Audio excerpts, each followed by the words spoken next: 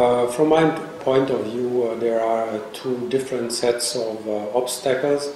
One is national regulations and standards, and especially when it comes to financial services. This is one factor.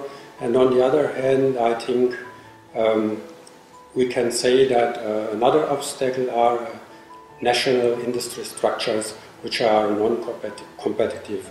And these two factors taken together can, in fact, exclude competition in the national market.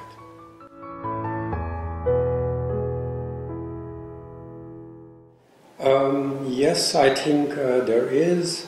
With respect to these national regulations, however, I think it's a long road and it is something that has to be done on a political basis. So as a merchant, we don't have an influence on such factors.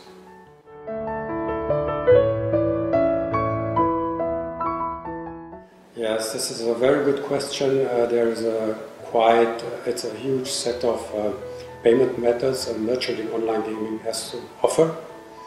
And it depends also on his target market, on his target audience, and on the other side, on the risk he wants to take. These are the two main issues in mind of a merchant.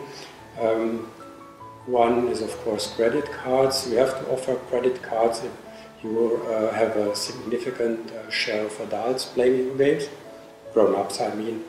And if you target a minor audience, then they won't have credit cards, and then you have to offer, of course, alternative payments such as e-wallets, and of course prepaid cards, and of course mobile phones as well, because in many local markets mobile phones are the only payment option available to kids.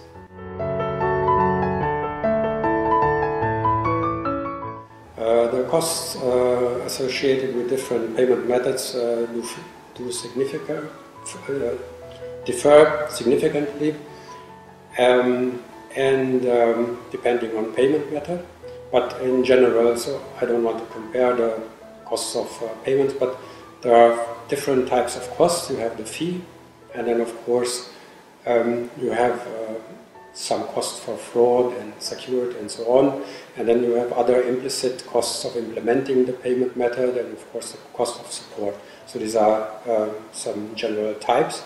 And then of course when it comes to the fee, as I said, mobile normally is most expensive, and then come prepaid cards, and then you have the wallets, and most cost-effective ones are of course all methods relying on bank transfer.